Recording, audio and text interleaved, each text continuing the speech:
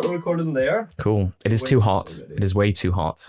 Which is funny because you've been saying this the whole time. Yeah. And it's like a kind of a cool. I know. It's lovely from a U.S. perspective right now. Oh my goodness. I grew up in D.C. Oh, it's really lovely for you because D.C. is like a swamp. It's a sponge. It's literally a swamp, but like you're walking through. It's like 95 degrees with 100% humidity in the summer, which for you all that's hot. Well, and sticky. I mean, 95 degrees would be insane. Celsius. I would. At the moment, my Scottish blood is boiling inside my skin. But luckily, we're not recording this with video, so we can just all get naked as usual. Exactly. Well, that's what we usually do. That's what I usually do. Yeah, Naked for the last 10 minutes. Yeah, I know. Nice. Amazing. Welcome, everyone, to the Ancient Robot Games podcast. As always, I am Dougal. And I'm Gelb. And we are joined today by Dave Beck from Paverson Games. Hello. Hi, thanks. Dave, well known, at least from us, for Distilled, which is a fantastic game based around whiskey and whiskey distilling, and soon to be released, or possibly already released when you're listening to this, Luthier, which is amazing. Could you tell us a bit about yourself? Sure, thanks. Oh, so excited to be here and kind of crazy because, of course, I'm from the States, if you couldn't tell that already. But I happen to be over here in Edinburgh. And yes, my name is Dave. I am from Wisconsin currently, which is just north of Chicago. And I am the owner of Paverson Games as of almost 4.5 years, the owner. So not that long. And I'm a college professor. I'm also a father. I'm a board gamer. Do you put them in that order? Oh, no. Yeah. Oh, no. Board gamer's been hired. You're going to hold me to it now. Do board gaming go above the family list? I haven't even said, have I even said husband yet? Good Lord. Loving husband? No, it's opposite. It's in the opposite. Oh, yeah. Okay, got there you. you go. Good check. Right? Covered yourself Right? there. You like that? Awesome. But yeah, so really excited to be here though, because this is now actually the fourth time we have been to Edinburgh, fourth time we've been to Scotland. And I can talk about that later too. And largely that's connected to teaching, to me being a professor, but also a little bit connected to me being a game designer and owner of the company. So it's all connected, which is exciting. So yeah, that's me a little bit. Awesome. I mean, I know your background from, as you say, you are a college professor, but you actually do teach game design. Mm-hmm. This is, we were talking earlier and you were mentioning that it is very much from the computer game side of things. I always find it really interesting talking to lots of designers and being in Edinburgh where Rockstar exists and Build a Robot Boy and a few other kind of smaller game companies, how much of a crossover there is between computer game design and board game design. Now, it's not directly analogous. There is definitely some people not interested in one side or the other, but I think there are lessons to be learned from computer game design that move into board game design. How did you find yourself taking that leap from computer game design to board game design? Yeah, and that's a good question because I didn't see it right away at all. So growing up, I was a big fan of Nintendo. I was mainly a console gamer. I played a little PC as well. My dad actually worked for IBM, and so he would bring home computers. We'd play games on the PC, but then, like I said, I was also playing lots of Zelda and lots of stuff on the original Nintendo. So always playing digital video games. But then I was playing some board games, but not a ton growing up. And that just led me into loving and just absolutely falling in love with the idea of making art for video games. And I really had no idea or concept of this connection between this idea of board games and video games and how there's even this concept of design, actually. I really wasn't even thinking about that. I was just thinking about the art that you would find in these things. And one thing led to another. And before I knew it, I was actually teaching mainly just art and how that would be applied to video games specifically. And it wasn't until actually I was teaching video game design and art specifically for that I started realizing that I could actually manipulate what I could do in those worlds and affect how the player in that case would kind of emote or have emotion to that space. And that actually started to create how I could design the world too. And that then led me to realize there was this world of design there, and that kind of helped me dive into the idea of story. And I think story and world building is what helped me connect those ideas together, which is why in my own kind of space of design is why I focus so much on theme and again, where I made that leap from the idea of video game design to board games is how you can help to create an experience for a player around a table or an experience for a player on a screen through that story, through that world building. And I think that's maybe what has started to cause some people to be able to essentially be more attracted to that leap between the two that I don't think it maybe existed as much before, beyond maybe just like classic RPGs, because that did have that idea of story. But when we think back to board games before, when we think to maybe the 90s, even 80s, beyond those RPGs that we would think about, or D&D, the board games back then didn't really have that sense of theme or that sense of focus on art. And so we didn't really see that connection like we do now between that and video games. Really interesting. I mean, the only one is Monopoly, which definitely makes you feel like an evil landlord as it's built for it. That's really interesting. How do you teach that to other people? That's, I think, something I've always been interested in, because I get that, like, you're wanting to give an atmosphere, you wanted to give an experience with design. Mm-hmm. But how do you tell someone that outside of going, yep, well, you got to figure it out? What's the logical steps that kind of go with that? Okay, great question. So what's interesting is the first thing I do is when I teach game design, I actually get them the very beginning of their career in university. So in the States, we see them when they're 18, and they're from 18 to 22. And so they've graduated from high school. They're with us for 4 years. In the case of what I have for my students, I teach at a university called the University of Wisconsin Stout, and they are wanting to all be video game design majors. They're generally either computer science students that are essentially wanting to maybe be programmers for a video game company, or they're artists that are wanting to be artists, or perhaps they're somewhere in the middle that they don't know yet that they want to be a designer for a company. And again, to emphasize what I said before, most students or most kids don't realize that the idea of a game designer is a thing. They mostly think about the concept of being an artist or a programmer. And so I get to see them at the very beginning of their journey as a design or as a game design and development student. And so to answer your question, I actually don't start with the idea of theme. I start with the idea of helping them understand the player experience through mechanics and rules and setting up a system, helping them understand that not until they get through that can they start to integrate the idea of what I call kind of more the dramatic elements. So first you need to kind of build the house is how I tell them. So think about it as if we look at the blueprints for a house, we need to have the pipes, we need to have the studs of the walls. We need to have the floorboards, the electricity. Once all those things are working, they might not be pretty yet, but they're working and they make the game work or they make the house work. Then you can start to lay on things that make it look better or make it more enjoyable. Is the room gonna, have a certain color wall to it or certain experience to it? Is it gonna be a room that feels warm or kind of more cold or, aesthetic? What's the aesthetic looking like? And those are those dramatic elements. So I always tell them to begin with that mechanical side and then lay on the thematic side. And that's really important at the beginning. Once they've done that, I flip it on them because I want them to kind of think about that idea once they've understood that. Because if you start with just theme and they don't understand how to design a game from the mechanical side, that can be a mess, right? Because then we're just designing a story and what is the player doing at that point? When you're thinking about like theme-driven design, especially when it comes to board games, especially since it seems like you're a very theme-first kind of person. How do you articulate that? Maybe it's just in terms of your own approach or with your students about how to come up with or develop or explore different mechanics to suit the theme or different thematic elements, and in what well should you be fishing in order to process the different mechanics that may or may not be appropriate for what it is that you're trying to articulate?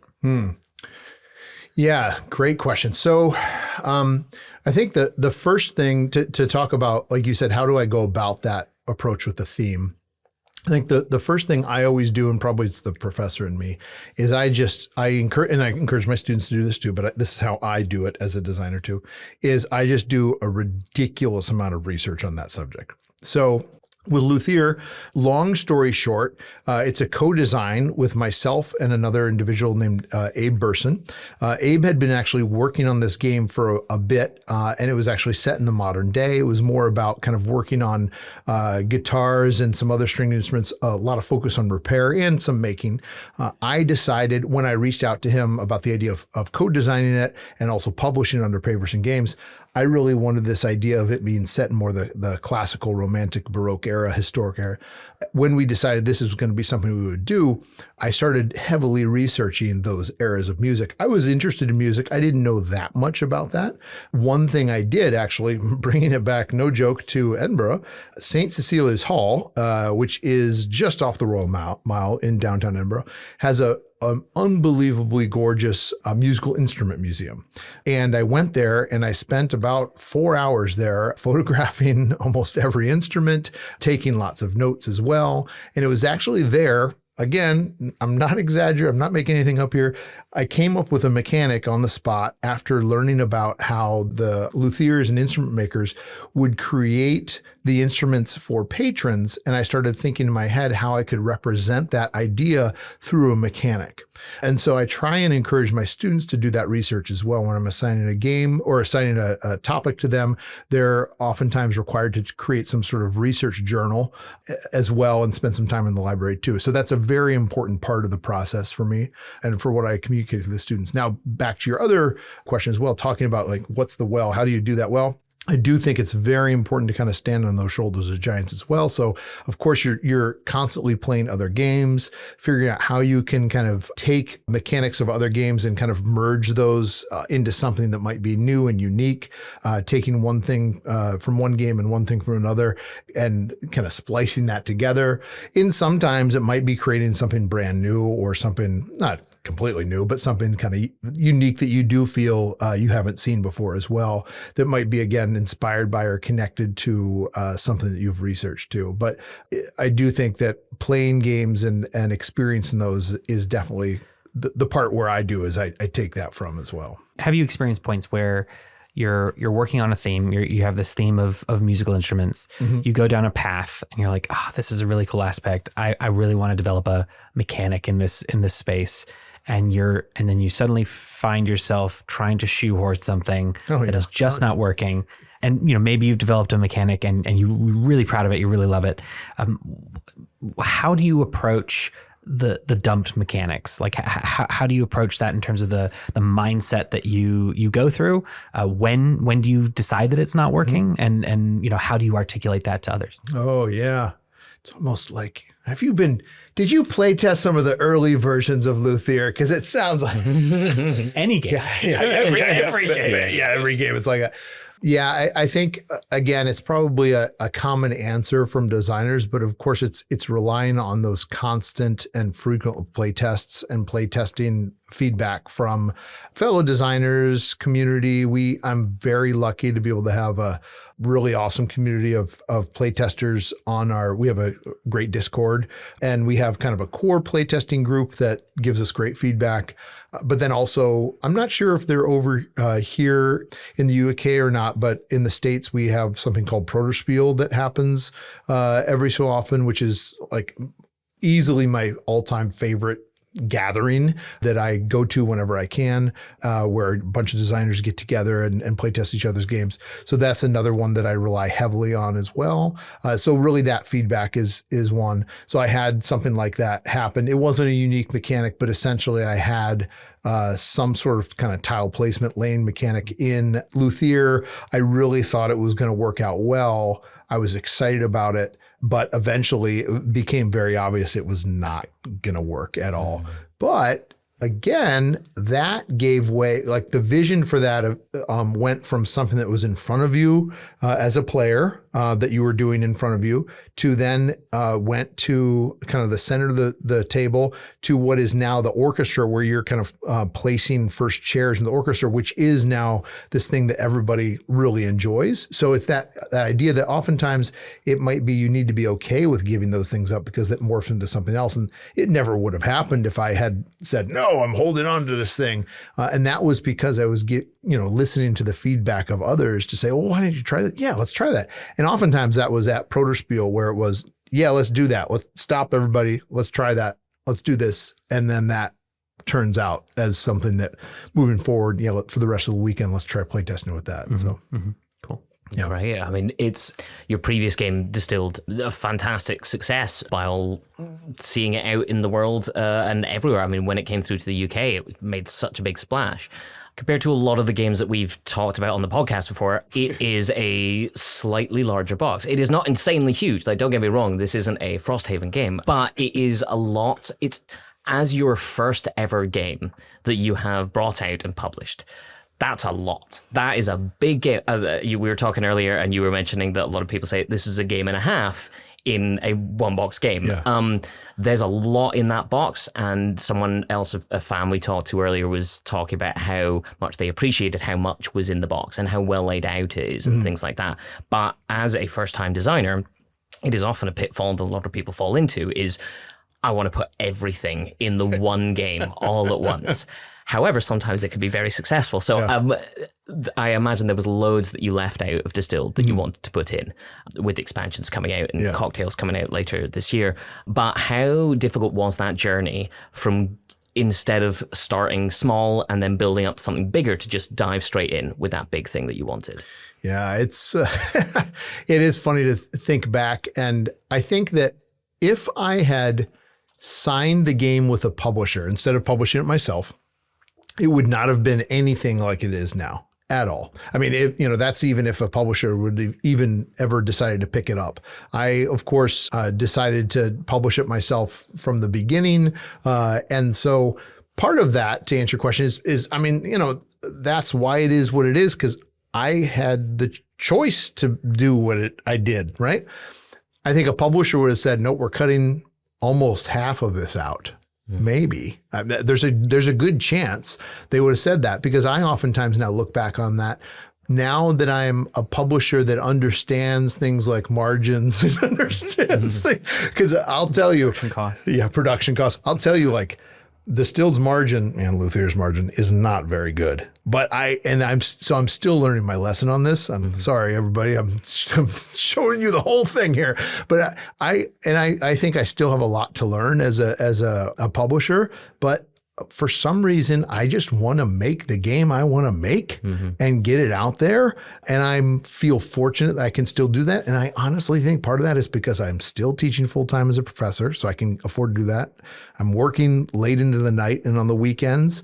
I don't have other salaried full-time employees. I have some others that are helping, like contract employees.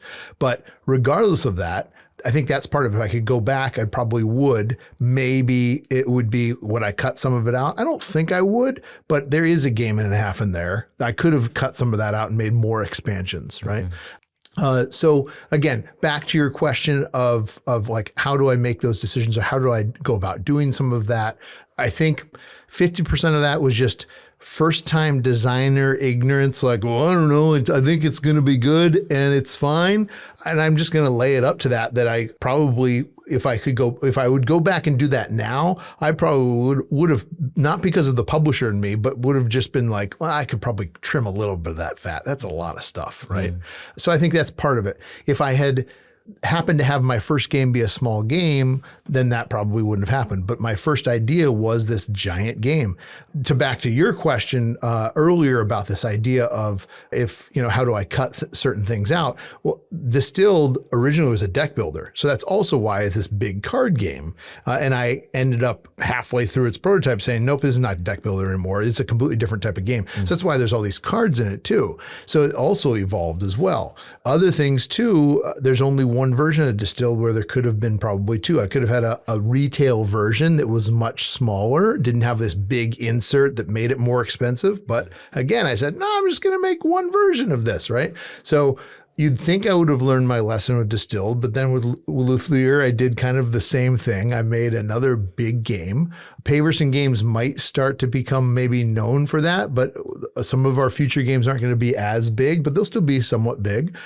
I think there's and I'm repeating myself a little bit here, but I think there's something in me that just thinks when I stand back and I look at other games out there, I love small games. I love that. But there's something about the idea of like a big experience to say, yeah, I know you paid a lot for this game and I want you to have a big experience and I want you to be able to play this a handful of times and have a different feeling experience every time if you want to. And I want you to feel like when you open this, like, whoa, there's a lot of stuff in here, right? Whether or not this is good or not, I oftentimes will hear people say, when they first play the game for the first time, wow, I thought that was going to be a lot harder, more complex than it is. But once you get playing, it's not that hard. And I think that's because of the amount of stuff and the table presence that it has and the table hogginess that it has. But then the rules aren't that complex. There's just a lot going on. But once they get it, then it gets going. And again, that might be just because I haven't designed 30 games out there and really kind of gotten to that yet. Or maybe it's just because I'm trying to get them to experience all these different little things at the same time. I'm not really sure. And I guess time will tell. But I do think a big part of it is just my approach as a publisher and designer is I just want them to feel and experience a lot of stuff. I mean, there's definitely something to be said for look at that big game on my shelf. You know, that's the one that I want to pull out and I want to play with people. And on my table. Fantastic. Yeah. And on the table. It looks so great. This is something that I want to show to folk or play myself, but it means something. You know, there's that meaningful nature of an item outside of the practicality of playing the game or anything else like that. Are there any other games that you looked at when you were designing it or just outside of that you were like, that hits me in that way? There are any other kind of like bigger boss games that you were like, I love this. This is what I want to do. Yeah, for sure. So thinking back to this, well, I'll just kind of think about just in general, Distilled and Luthier, but I think with one of them, and even though this is a good example though, I think with a 2-player experience, you had a giant box that I think is another like epic experience is War of the Ring. I think it's a thematic game. It's crazy because it's, I mean, kind of an IP. I mean, it is an IP, but it's a different kind of IP game, but it's such a thematic experience. It can be a long, epic experience. It's a big box. Sure, it's minis, but more so it takes up a lot of space. But I always like games that you can think back and say, remember that time when we played this and you talk about it, right? Another one I think about, and again, it's that same idea of theme. And I don't mean to always be talking about IP here, but is Battlestar Galactica and that idea. I see some shaking of heads. I don't know. Gelb is a Cylon. You've now just put him off. I have a quick call to make. But again, that idea of kind of thinking back to those moments and talking about that too. So that's another one. But then again, talking about production value too, I would be remiss not talking about Jamie and Jamie Stegmaier and Stonemaier Games. That's always someone I've looked to and looked up to as a mentor. Not only through his process of going through things like Kickstarter in the beginning, but then also going off on his own, but also the production quality that he's gone through with his games.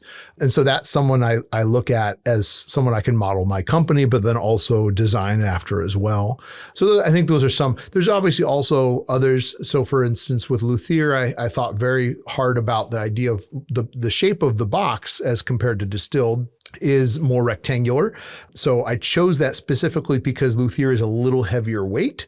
Distilled's around a 3.0 out of 5 as far as a strategic weight, while Luthier is around 3.5 or 3.75, I would say. And so I specifically chose more rectangular, taller box because I felt that communicated that. Many times people would say, like, that's like Lacerda. Oftentimes people say, ew, Griffin Games. So I wanted something that looked like that. So I, of course, looked at those types of games as well. And some of the production quality too for that. So those were some of the types of games I would also look at. And so it's really, for me, it does come down to, for the company, as well as my design philosophy, is the experience on the table, the artwork needs to be something that we're lifting up. So we're lifting up the artists as really making sure the component quality, but also the art you see is at a really high level, and that experience for the players is there as well. I mean, it's definitely noticed, and I personally, War of the Ring is absolutely beautiful on the table, and it has yes, it takes 45 minutes to an hour to set up the game, but that 4 to 6 hour experience of playing it feels like you are fighting over a world. Like it has that, like it was doing what it was made to do in a really, really good way. So hardly agree with that one there. Yeah. So you're also a publisher of other people's games. Luthier is the first. Yep. And it sounds like from Distilled and Luthier, and I'm looking at how you guys describe yourself. Rich thematic, aesthetic game experience rooted in medium weight mechanics and strategy. I feel like that's a pretty clear set of mission or purpose or description. How do you go? From a design perspective. You're coming at this from similar to the Jamies and others, that you're a designer first, and now you're taking that knowledge into the publishing aspect, rather than you're a marketer first and you're looking at it from a market first perspective. How do you go about considering new designs, going after designers who you might want to work with? How do you see games that could then be a fit with how with what it is that you're building? Yeah. So so it began with Distilled, just me, and then Luthier, it's Abe and myself. And now we have some games we're looking at publishing in the future that aren't me at all. So it is much more becoming, like you mentioned, where I'm publishing and I've got other designers that are going to be designing the game. And the way that's happened is we have some people submitting to us just kind of a blind submission or reaching out. I'm playing some games at Protospiels as well, like I was saying, or just playing games, however that might be. So I'm finding that, and this is a little weird, I'm finding that there's really no rhyme or reason as to the consistency of theme of what we are publishing. And I think that is starting to throw some people for a loop. First, when we announced Luthier, people said, wait a minute. You do whiskey game. I mean, where's the beer game? Where's the wine game? Like, you should be doing culture. It's different aspects of culture. Exactly. Whiskey barrels are made of wood. Violins are made of wood. Exactly. You've got a beer theme. You've got a wood exactly. theme, How right? could you? Exactly. Every game has art. Brown? Like, I know. So that wasn't too, exactly. So that wasn't too far of a stretch. People asked, and actually you both kind of hit it. Those were very close to some of the answers I gave.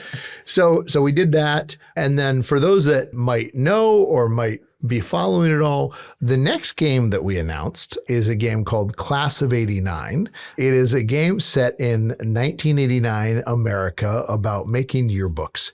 It has not. Try and make that. Come on. I think I can do it. Give it to me. Yearbook, an American old-fashioned yearbook from the 1980s.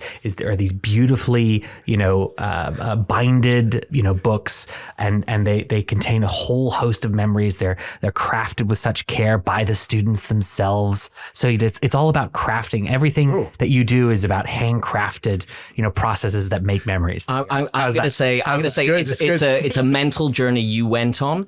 You got really drunk. You listened to a lot of music, and you nostalgically went back to the 1980s. One of us is right. We have so many options. Yeah, okay. I'm not sure. I'm not sure. If one of you is looking for a marketing job. No, but yeah, so it was. Make it about teeth and he'd love it. The teeth game's coming. Anyway, it's. Dear.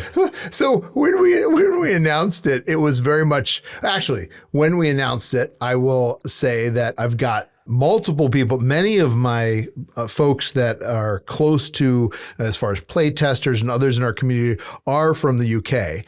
And especially our friends in the UK were like, wait, what?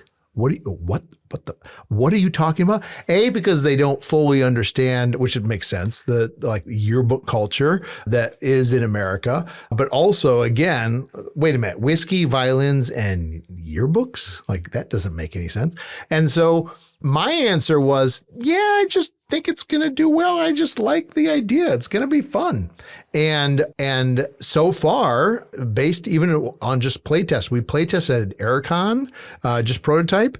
And again, we had a bunch of people, obviously in the UK, that sat down and played and said, yeah, I guess I'll play this. I'm not really wild about the theme. And at the end of it, they're like, yeah, this is great. This is going to be good. Take my money. I'm ready. So I think it's one of those things that so far, I did this when I was an artist, when I was a kid, or when I was in college and grad school too.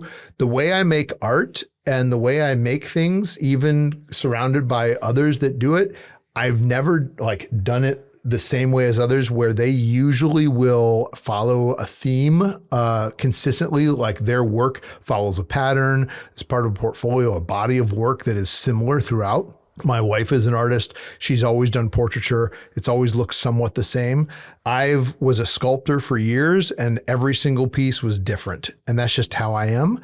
And I think that's going to be how the games I release are. They're always going to be a little bit different and just connect in different ways. And another game we're going to announce at Gen Con is also going to be very different than the other ones as well. And that's just how it is. Now I can't remember how the heck I got on that question. I'm sorry. That'll be the alcohol. Almost certainly that's the distilled kicking in again. Always drunk. Always done. I think that a lot of game designers have that side as well of, I make a game that is like this. There's Richard Garfield, obviously, Magic the Gathering, who is building different deck builders, and they come out, and he does make completely different stuff, but will usually come back to that sort of design challenge. Uwe Rosenberg, well known for it. Ryan Knizia has auction mechanics. There's mechanics, I think, that people do. John DeClaire for lovely little transparent cards that slip into sleeves that change up cards. But then you have people like yourself, Vlada Chavatal, who has made Codenames and Mage Knight and Bunny Bunny Moose Moose, which are all so completely different mechanically that whenever he brings out a game, I'm like, oh my goodness, what's it going to be? Yeah, where I think there's two sides to that I find.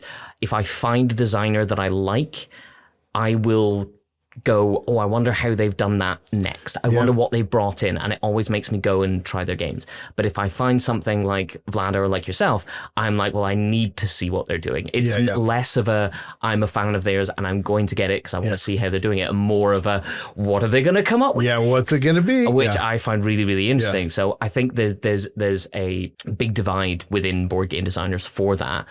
Do you play as many games as other people think that you play? No.